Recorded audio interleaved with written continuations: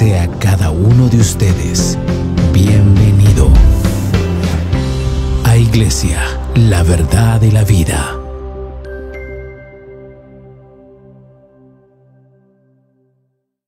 Hermanos, tengan cada uno de ustedes muy buena noche. Es un privilegio poder darles la más cordial bienvenida a este programa de día jueves. Hoy iniciaremos el estudio del libro de Ageo. Qué bendición poder estar reunidos a través de estos medios. Vamos a iniciar con una oración. Gracias te damos, Padre Celestial, en esta noche, porque nos has bendecido durante todo el día. Y al final de este día, Señor, también nos das el privilegio de poder reunirnos y escuchar tu palabra. Gracias, Señor, porque no hay límites para tu palabra y esta sigue corriendo.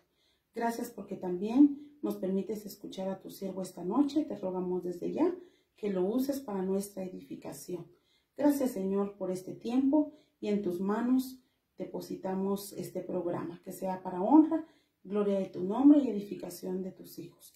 En Cristo nuestro Salvador y Señor oramos. Amén.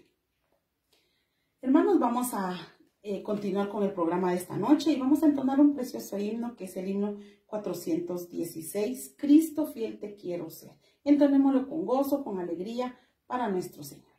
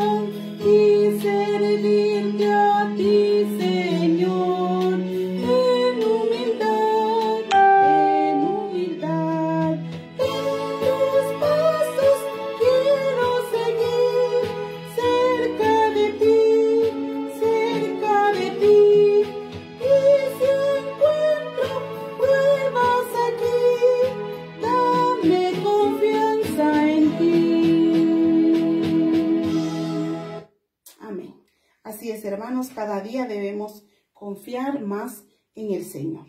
Ha llegado el tiempo de escuchar la palabra y voy a invitar a mi esposo para que él ore por el mensaje en esta noche. Hermanos, oremos por el mensaje que vamos a escuchar.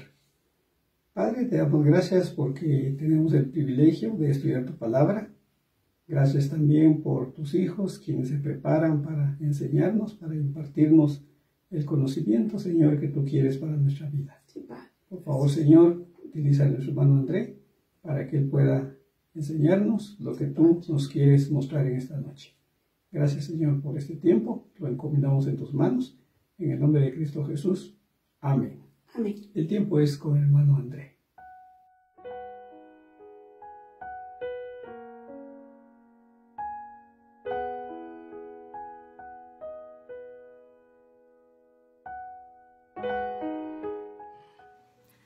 Muchas gracias, hermanos Tocay, por su introducción.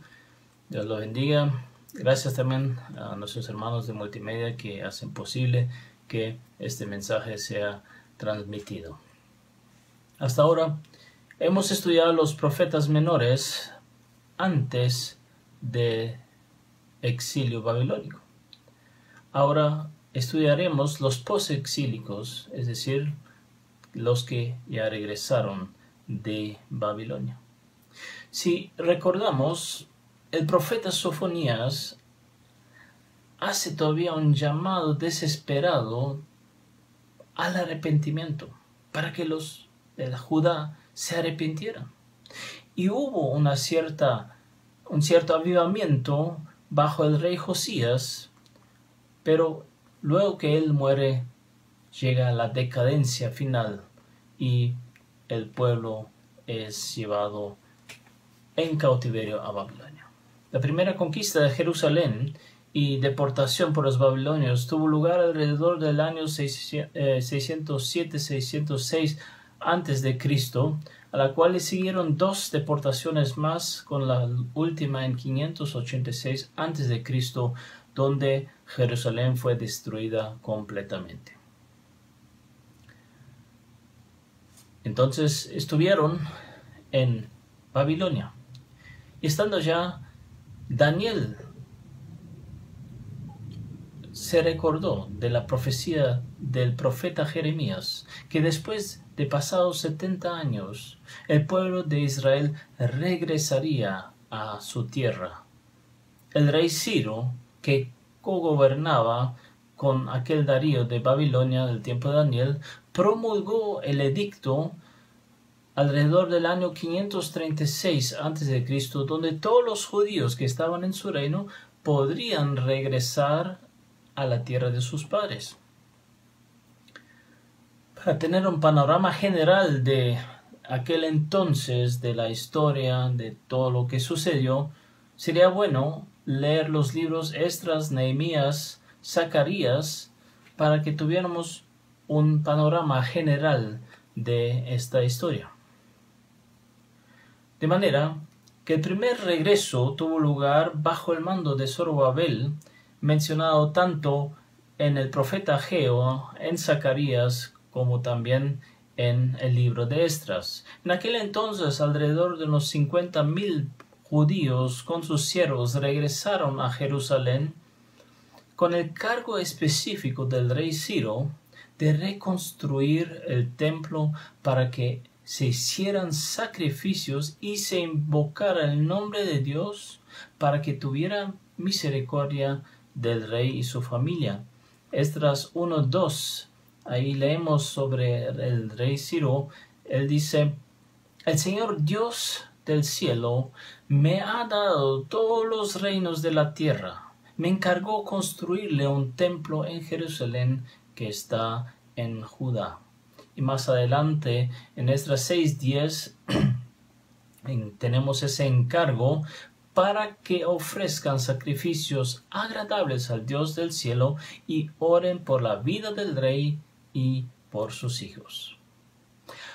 Al regresar a Judá, comienzan a colocar los fundamentos del templo, restauran el altar y los sacrificios, pero la gente que se hallaba en la tierra, los samaritanos y todos los demás que puedan leer en los otros libros, en Esdras y Nehemías, se opusieron a tal grado que la obra fue cesada.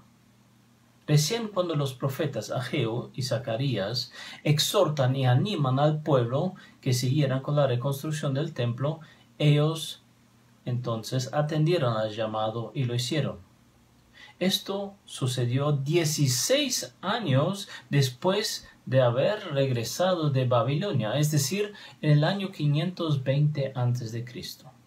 Una cosa debemos tener muy en claro, que la mayoría de la gente que regresó de Babilonia a la tierra de Judá eran de un estrato social bajo.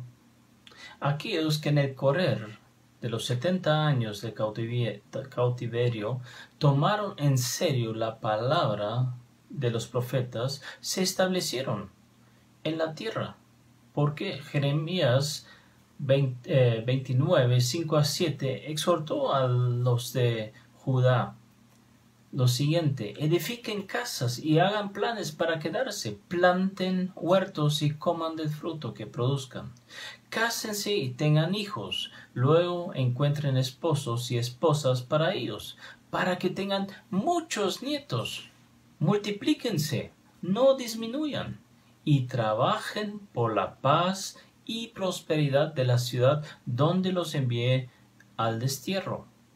Pidan al Señor por la ciudad, porque el bienestar de la ciudad dependerá del bienestar de ustedes. De manera que esta gente prosperó y por lo tanto la mayoría no tenía intenciones de dejar todo allá en Babilonia y irse a Israel, a Judá, y comenzar desde cero.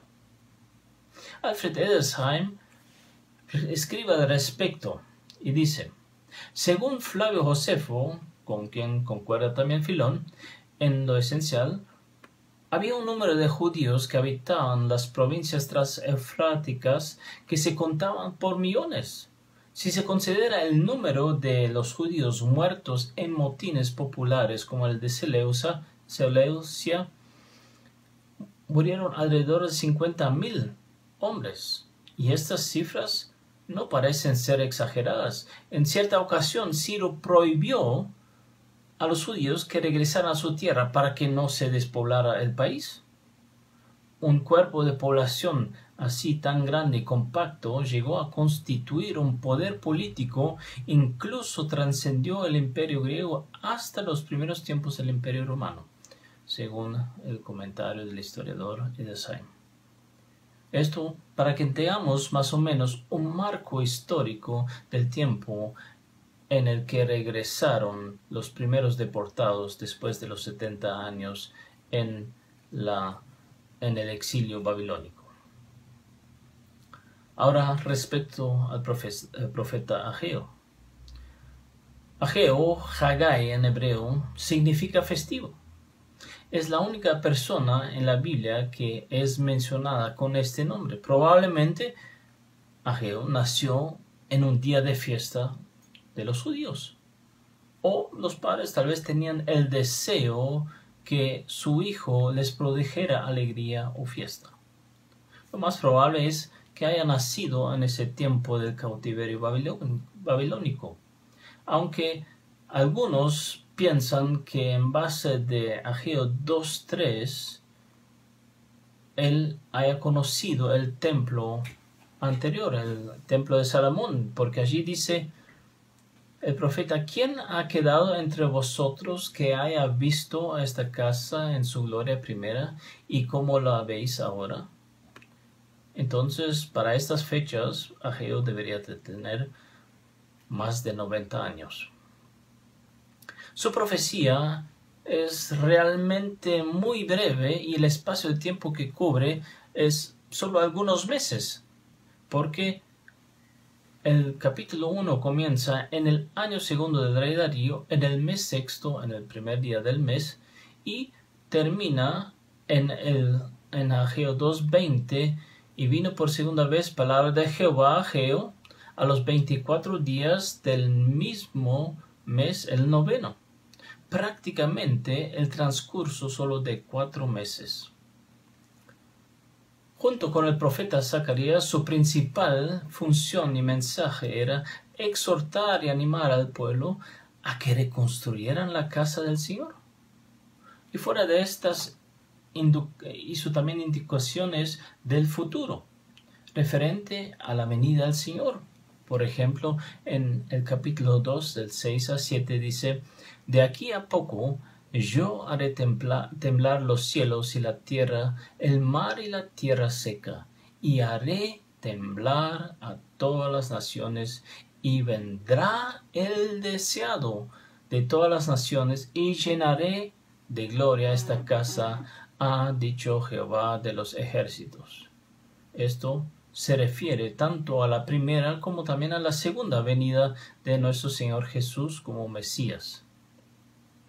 El bosquejo de Ageo fácilmente lo podemos dividir en sus diferentes mensajes que él ha dado con su fecha.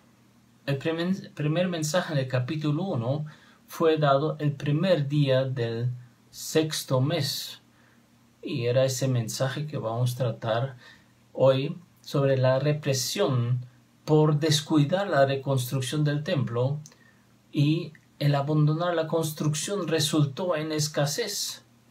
Y el final del capítulo habla: el pueblo es alentado por Ageo y regresa a la obra del templo. Ese es el primer mensaje. Después está el segundo mensaje en el capítulo 2 del 1 al 9, el 21 del mes séptimo. Después está el tercer mensaje en el capítulo 2 del 10 al 19, el 24 del noveno mes, y el último mensaje también en esa misma fecha, solo un poco más tarde. Eso para que tengamos una visión general del profeta Ageo. Ageo capítulo 1. Leemos el primer versículo.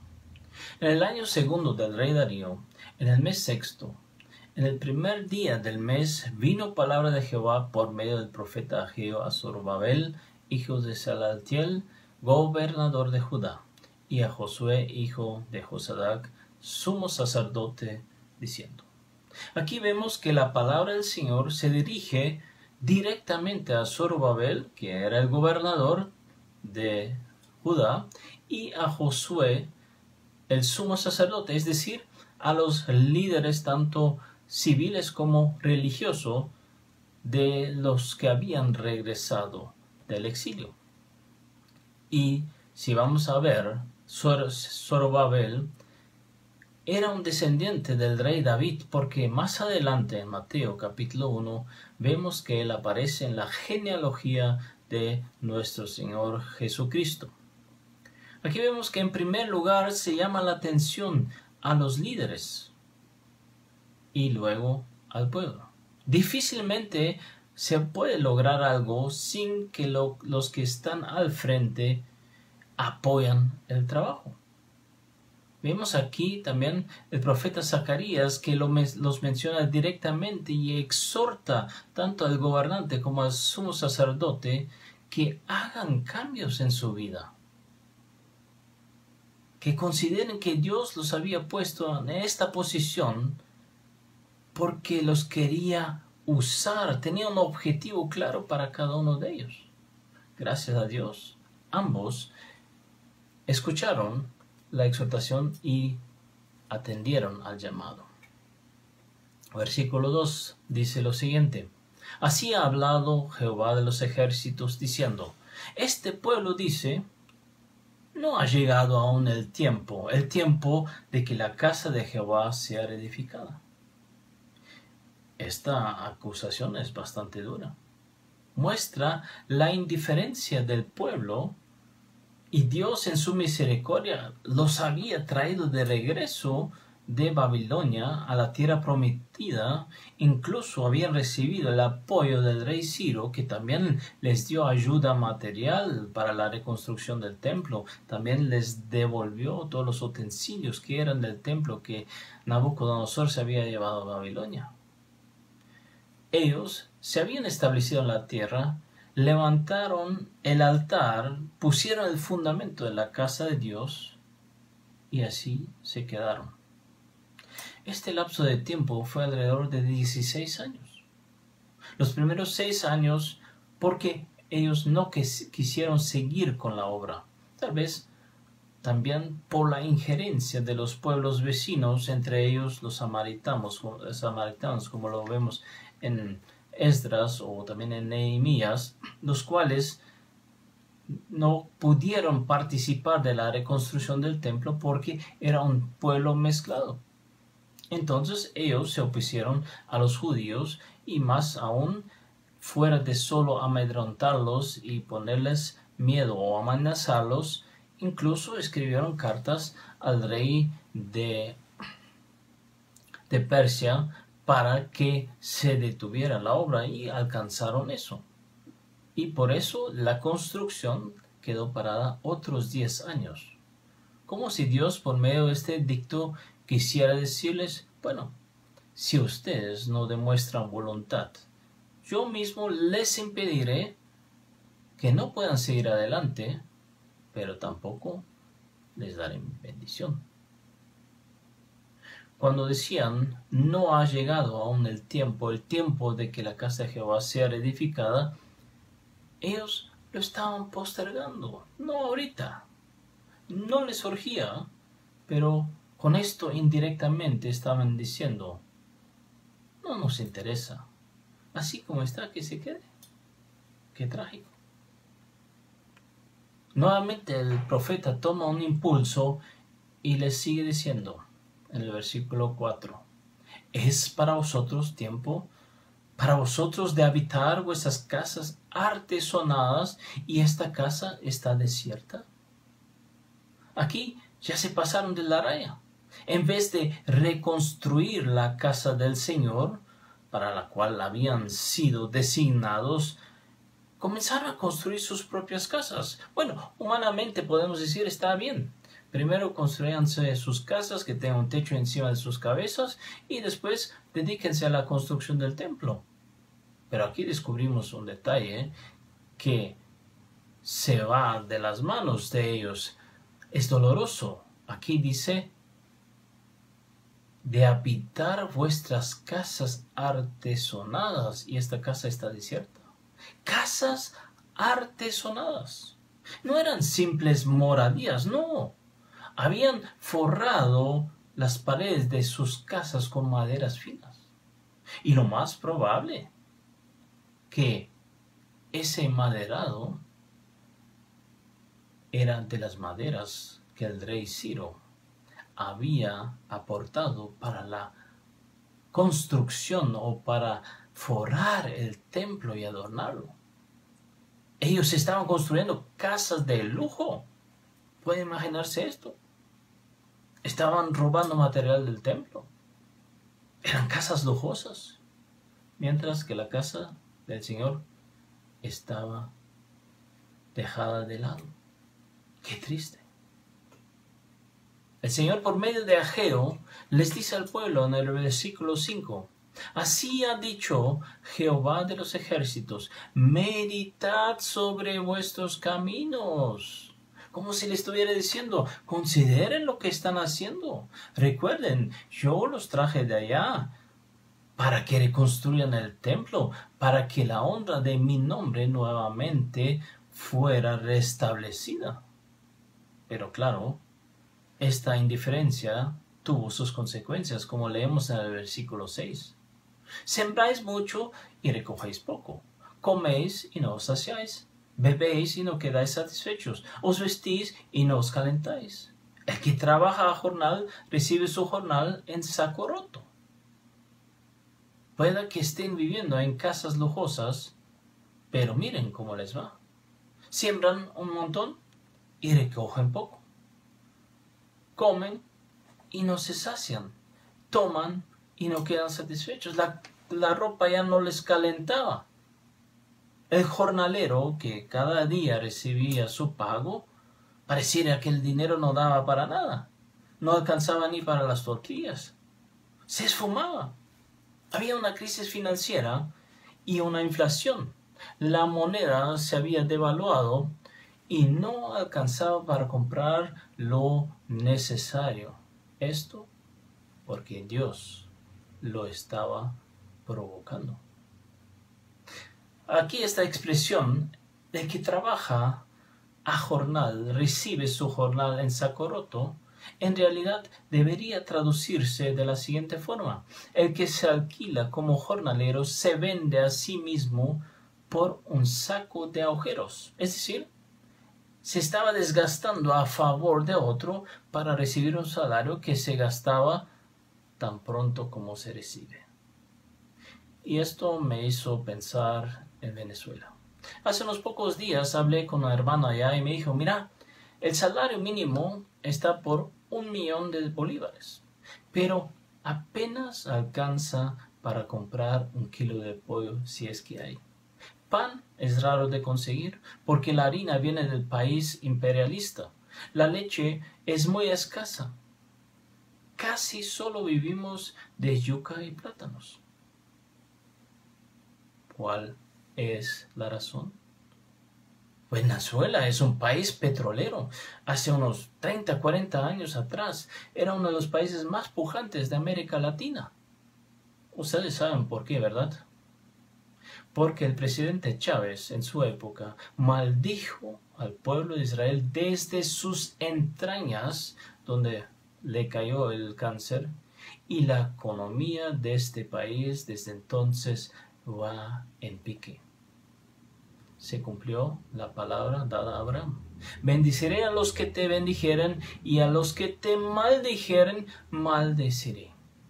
Se está cumpliendo al pie de la letra, tristemente. Pero aquí vemos que el pueblo judío también perdía la bendición de Dios, porque no lo buscaban. Y nuevamente Ageo va a la carga y repite, versículos 7 y 8. Así ha dicho Jehová de los ejércitos: meditad sobre vuestros caminos, subid al monte y traed madera, reedificad la casa, y pondré en ella mi voluntad, y seré glorificado, ha dicho Jehová. Le dice a los regresados del cautiverio babilónico que consideraran sus caminos, que lo piensen bien, que no se olviden que deberían de reconstruir el santuario para la adoración en el templo, que esta había sido la idea del Señor en hacerlos regresar de su tierra a su tierra, para que el nombre de Dios nuevamente fuera glorificado entre las naciones. Debería ir a las zonas boscosas de la región y traer madera, principalmente para poner las vigas y seguir levantando los muros y terminar la estructura del templo. Y entonces los hace reflexionar sobre su situación financiera. Y leemos el versículo 9. Buscáis mucho y halláis poco. Encerráis en casa y yo lo disiparé en un soplo. ¿Por qué? Dice Jehová de los ejércitos: por cuanto mi casa está desierta y cada uno de vosotros corre a su propia casa. Trabajaban arduamente en la tierra y pensaban obtener grandes cosechas, pero recogían muy poco en relación a todos los esfuerzos que habían hecho. Cuando llevaban los frutos a su casa, podríamos pensar, bueno, por lo menos algo tenían. Pero aquí dice Dios que soplaba sobre estos frutos y los dispersaba. Es decir, que se volvían en nada, se desperdiciaban, se echaban a perder. También debemos considerar que justamente en esta época coincidió que fuera de la oposición de fuera de los pueblos de alrededor, que no querían que ellos construyeran el templo, hubo también cambios políticos. Ciro muere en el año 530 a.C. y su hijo Cambises, un tirano, llega al poder y hace guerra contra el rey de Egipto y entonces atraviesa la tierra de Israel para allá y grabó a los judíos de pesados tributos que los empobreció aún más. Y como dice aquí, en Guatemala le dicen, les llovía sobre mojado. Pero justamente esto les dice el profeta. ¿Por qué? ¿Por qué? Dice Jehová de los ejércitos: por cuanto mi casa está desierta y cada uno de vosotros corre a su propia casa. Simplemente porque dejaron de lado la reconstrucción del templo y en contraposición cada cual corría a su propia casa. Se me hace como si estuvieran en una competencia quién construía la casa más bonita, más extravagante. Quizás traían un complejo de inferioridad por haber vivido allá en Babilonia en pobreza y ahora querían reponerse. Por otro lado, se entiende perfectamente que la motivación de todos era su propio bienestar, su propia comodidad. La casa de Jehová podía esperar un poco. No había apuros para reconstruirla. Primero yo tengo que estar bien instalado, entonces tal vez voy a dedicarme a la casa del Señor. Esta era la tónica. Pero se olvidaban de que, como dice Proverbios, la bendición de Jehová es la que enriquece y no añade tristeza con ella. Pero no suficiente con lo antes dicho, el profeta añade y les sigue diciendo, versículos 10 y 11. Por esto se detuvo de los cielos sobre vosotros la lluvia, y la tierra detuvo sus frutos. Y llamé la sequía sobre esta tierra, sobre los montes, sobre el trigo, sobre el vino, sobre el aceite, sobre todo lo que la tierra produce, sobre los hombres, sobre las bestias y sobre todo trabajo de manos. En Medio Oriente, la lluvia y el rocío eran esenciales. Y este pueblo de Israel era, y aún hoy, en gran parte es un pueblo agrícola. Con esta calamidad, Dios estaba tocando la canasta básica del pueblo de los judíos: el trigo, el vino y el aceite de olivas. Claro, fuera de todos los demás productos. Pero recordemos, hacía más de 70 años atrás, Dios los había sacado, los había echado de la tierra prometida porque se habían dedicado a la idolatría, dejando de lado la adoración al Dios verdadero. Pero no solo eso, porque también desobedecieron a la palabra de Dios, porque Dios les había dicho que cada 7º año descansara la tierra, y ellos no tomaron en cuenta eso. Y entonces vemos que aquí también se cumple la palabra de Dios, y Él le estaba cobrando el descanso de la tierra de manera forzada. Dice el segundo libro de Crónicas 36:22.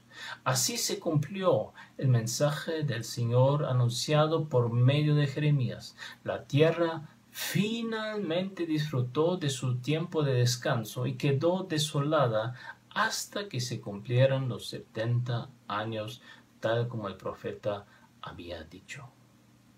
Dios les había prometido a los descendientes de Abraham una tierra en la que fluye leche y miel, hablando de abundancia. Pero esta también estaba sujeta a la obediencia de su pueblo a los mandamientos de Dios, según Deuteronomio capítulo 28. Pero hoy el hombre no es diferente. También se cree superior a Dios, más inteligente, que tiene el control sobre la productividad de la tierra. Pero una y otra vez vemos la mano de Dios que interviene, mostrándole al hombre quién realmente tiene el control. No sé si han escuchado las noticias que en las últimas semanas se han registrado enormes nubes de langostas que arrasan con todo, se comen todito, hasta la cáscara de los árboles. Y eso en Argentina, Uruguay, en el sur de Brasil. Pero también aquí, en nuestro país, en el norte, en México y también en El Salvador. No es suficiente con eso. Los chinos, que están allá del otro lado, que en su mayoría son ateos y no quieren saber nada de Dios, no solo han tenido problemas con la pandemia, sino que ya hace más de un año se está afectando su plato favorito. Ustedes saben qué es lo que le gusta comer a los chinos: el cerdito. Tienen una peste de cerdos, o entre los cerdos, que se ha tornado difícil conseguir carne de cerdo.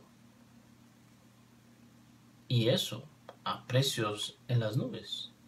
Tuvieron que sacrificar más de la mitad de sus 440 millones de cerdos por esa peste. Incluso están trayendo carne de Europa, de Brasil, hasta llega al punto de traer en vuelos charteados los animales en pie hasta China. Entonces vemos que Dios toca al hombre donde más le duele, su lado más débil. Pero pensemos también en la pandemia. El hombre tan orgulloso y piensa que con la ciencia tiene todo bajo su control, desarrolla medicamentos, vacunas y terapias, pero ahora un diminuto virus nos tiene todos en un vilo. Mucha gente muere más por el miedo de morir por el virus que por el virus mismo. Y toda la economía mundial se ha venido así de pique. Y los países ya no saben qué hacer. Los gobiernos no saben qué hacer. Por ejemplo, los europeos, que en cierta forma están tan bien organizados y tienen todo tipo de prevención, sin embargo, ahora hicieron un acuerdo y se endeudaron por los próximos 40 años. Dios les está levantando el dedo y les advierte, pero también a nosotros. Y dice, yo soy el que tiene todo bajo control. Ustedes piensan que lo pueden llevar de muy listos y eficientes, pero solo les mueve un poco la silla y todo comienza a tambalearse y deshacerse. Dios, en aquel entonces, solo retuvo las lluvias sobre la tierra de Israel y les envió un viento seco. Y con esto se vinieron abajo todas sus esperanzas. Se habían esforzado mucho, pero Dios no permitió que prosperaran. Estas breves llamadas de atención del profeta Ageo, donde dice, meditad sobre vuestros caminos, le demostraba su situación con la producción y las finanzas destrozadas. Y eso llevó a que razonaran e hizo que ellos consideraran el mensaje del Señor y que tuvieran una actitud correcta al respecto. Y leemos en el versículo 12 lo siguiente.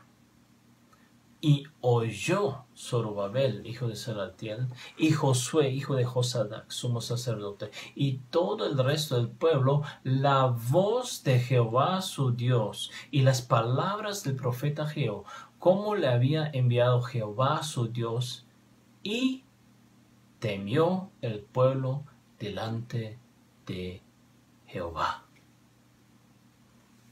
¡Qué bendición!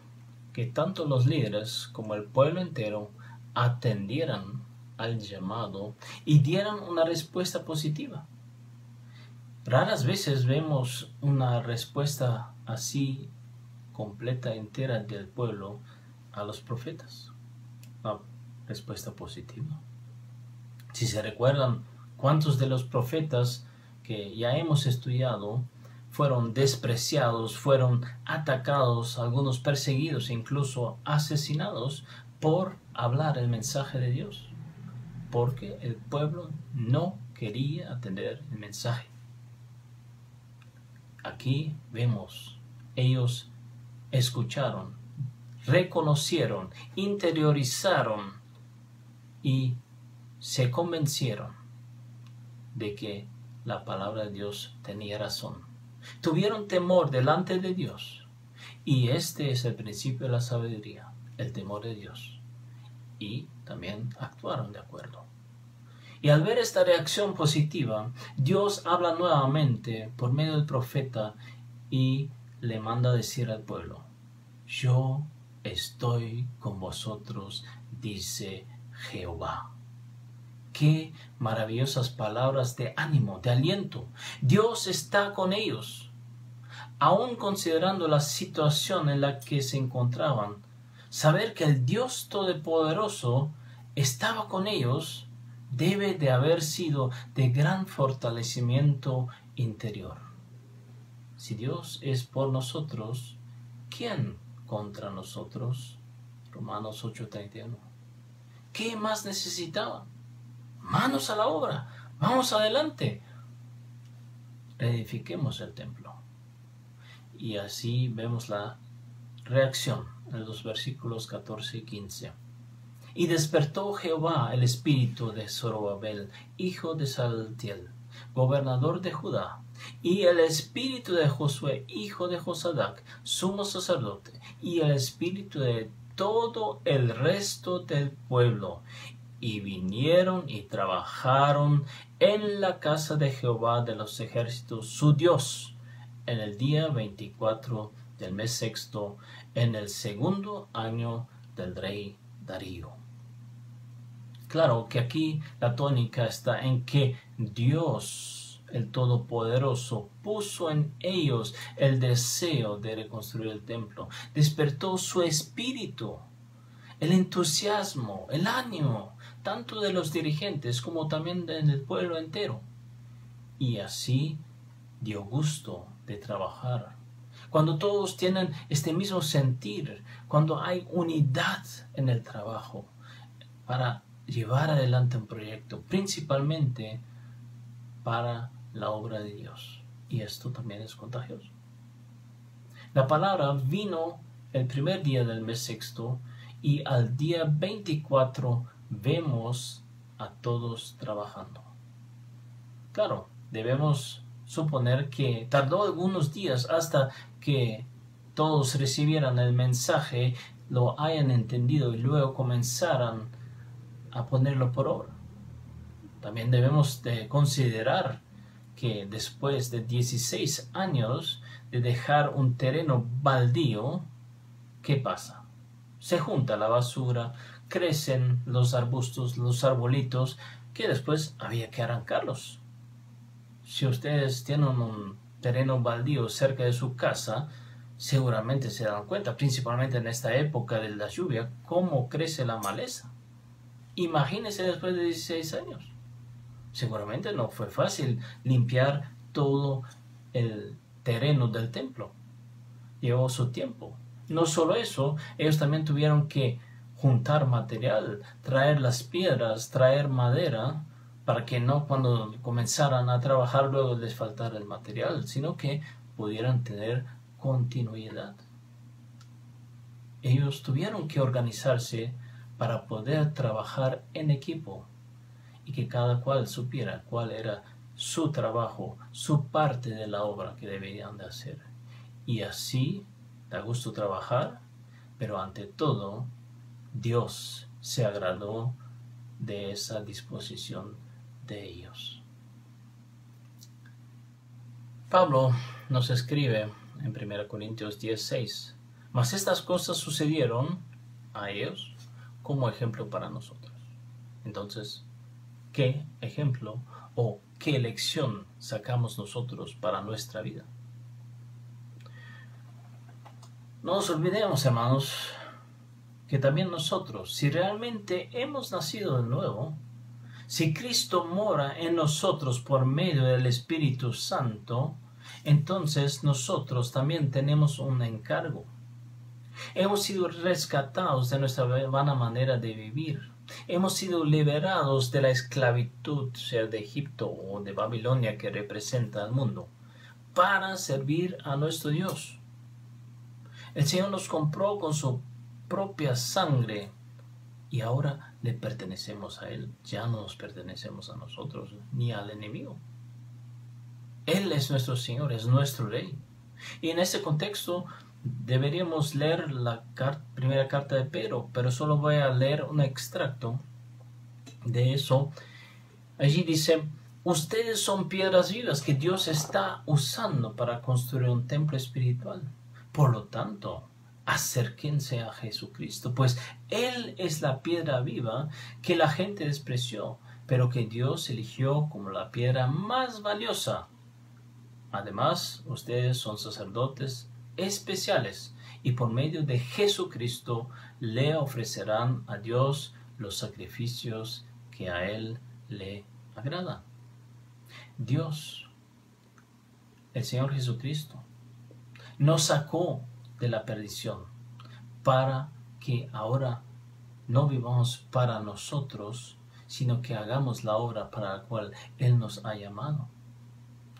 Como a los judíos de aquel entonces, los sacó de Babilonia para que restablecieran el templo, la adoración y la honra de Dios en la tierra de Judá.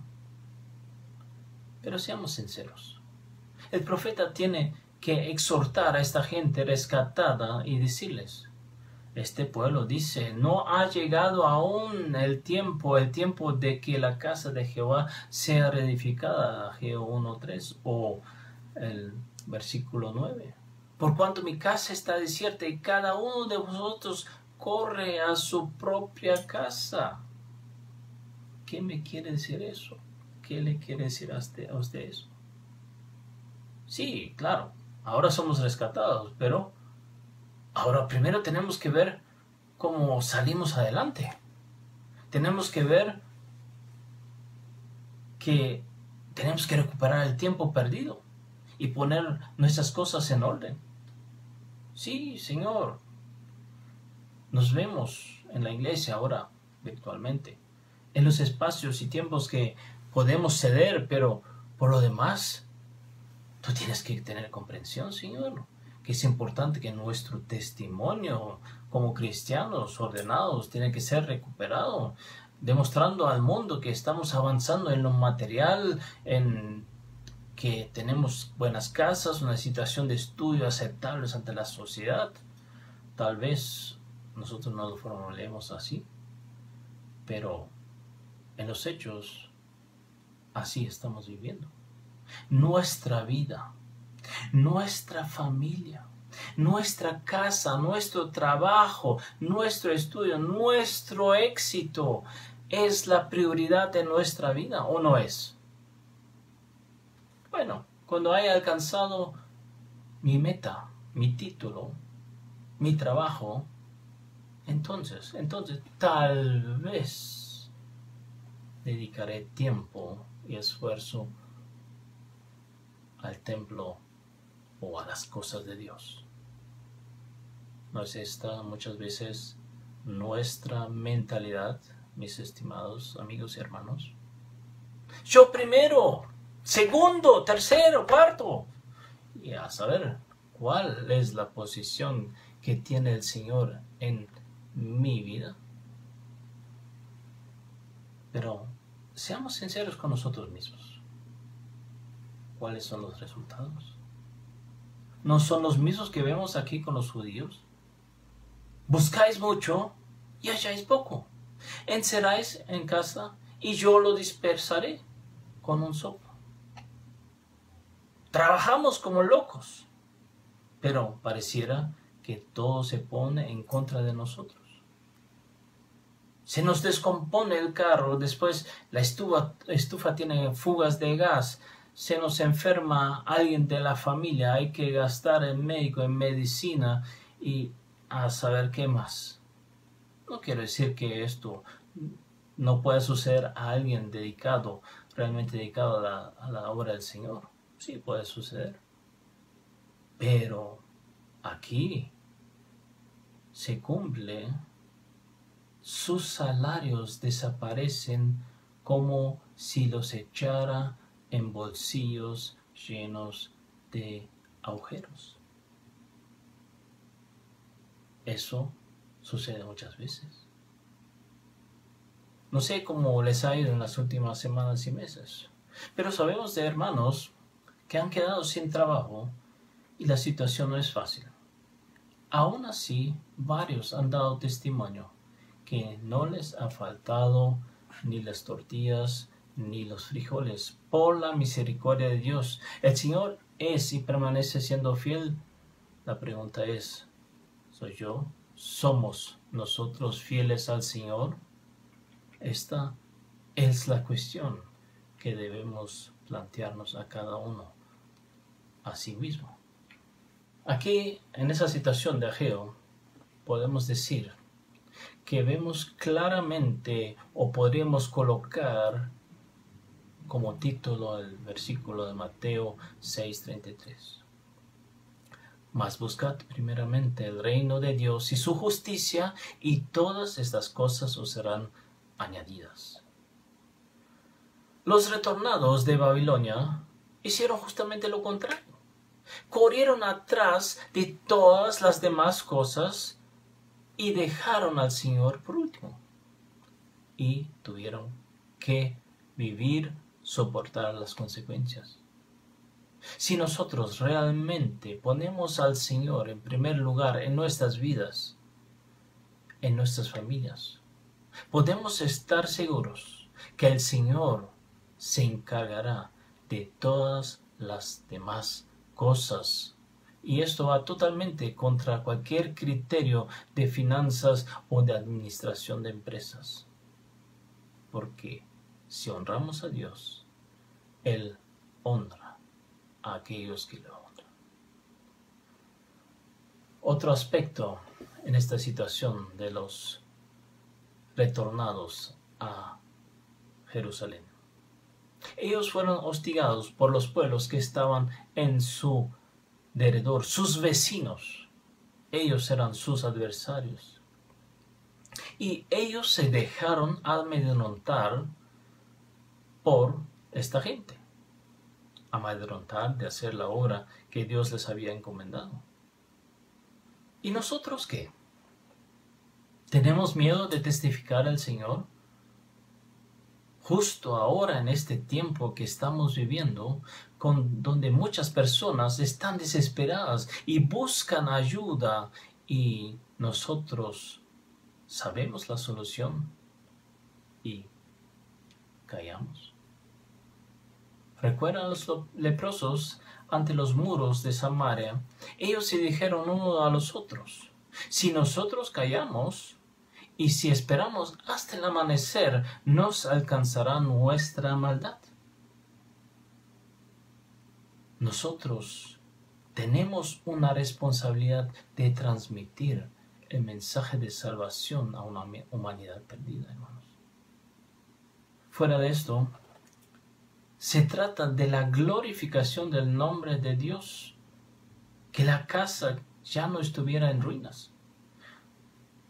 Dice Ageo: reedificad la casa y pondré en ella mi voluntad y seré glorificado, ha dicho Jehová.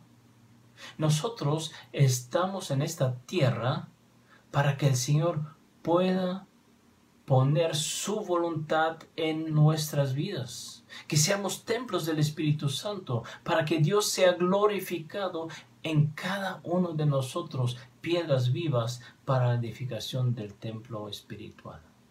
Esa es nuestra función aquí en esta tierra. Hoy este profeta Ageo quiere exhortar y animarnos que consideremos bien nuestros caminos, o como lo dice otra versión, tengan mucho cuidado de lo que están haciendo. Ante Dios no podemos esconder absolutamente nada, ni nos podremos hacer los locos delante de Él. Por esto, consideren bien sus caminos. Ustedes vieron las consecuencias. Si reconsideramos y cambiamos la dirección de nuestros caminos, si hay un cambio genuino en nosotros, entonces el Señor también nos dice las palabras, o con las palabras de Ageo, y nos quiere animar: yo estoy con vosotros, dice Jehová. Ageo 1:13. Y esto nos hace recordar también las palabras de Isaías 41:10. No temas, porque yo estoy contigo. No desmayes, porque yo soy tu Dios, que te esfuerzo, siempre te ayudaré, siempre te sustentaré con la diestra de mi justicia. si andamos con Dios, escuchando su voz, entonces nuestra senda florida será muy poético. Entonces no tendremos que temer de nada, porque Él es quien nos guiará y nos sostendrá. Y quiero terminar recordando también la palabra que Daniel nos dice en capítulo 4:35. Él hace según su voluntad en el ejército del cielo, en los habitantes de la tierra, y no hay quien detenga su mano y le diga, ¿qué haces? Dios es soberano. Él sostiene mi vida, su vida, de cada uno de nosotros. Él la tiene en su mano. Él tiene el control de toda la situación que estamos viviendo ahora. Él es el Señor. Es el Dios Todopoderoso. Él también sabe lo que tú y yo necesitamos. Por eso, Él hace un llamado. Considerad vuestros caminos. Busquemos al Señor en primer lugar y su justicia. Y dejemos todo lo demás en sus manos. Él lo sabrá mejor que nosotros. Que el Señor les bendiga. Amén. Oremos. Padre Celestial, te alabo y te doy gracias de todo corazón por esta maravillosa palabra del profeta Ageo. Gracias, Señor, por esta reacción positiva del pueblo con respecto a este mensaje. Pero, Señor, te pido que cada uno de nosotros también tengamos esta reacción en nuestros corazones, de que tú puedas hablarnos todos los días, que tú puedas guiarme, puedas guiarnos por tu palabra, por tu Espíritu Santo, que no estemos corriendo nosotros atrás de nuestras propias casas, de nuestras propias cosas, de nuestras necesidades. Si tú tienes cuidado de nosotros, ¿por qué nos preocupamos de lo demás? Señor, te pido que nos des corazones y oídos atentos a tu hablar. Y si tú nos estás exhortando en esta noche, que también podamos dar oídos a tu palabra, considerar nuestros caminos y cambiar, para que tú nuevamente recibas la honra y la gloria en mi vida, en nuestra vida, en la vida de cada uno de mis hermanos. Te lo pido de todo corazón, que tu palabra pueda provocar esto en nosotros y nos puedas bendecir. Te lo pido y te doy gracias en el precioso nombre de nuestro Señor Jesucristo, nuestro Salvador y Señor. Amén. Hermanos, ánimo y adelante. El Señor está con nosotros. Él lo promete. Si lo buscamos, Él está a nuestro lado. Dios les bendiga. Buenas noches.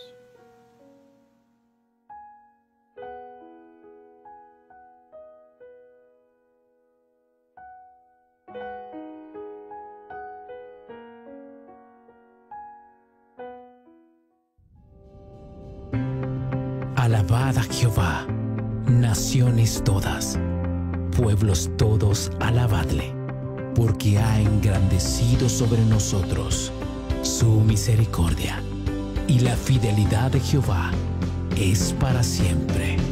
Aleluya.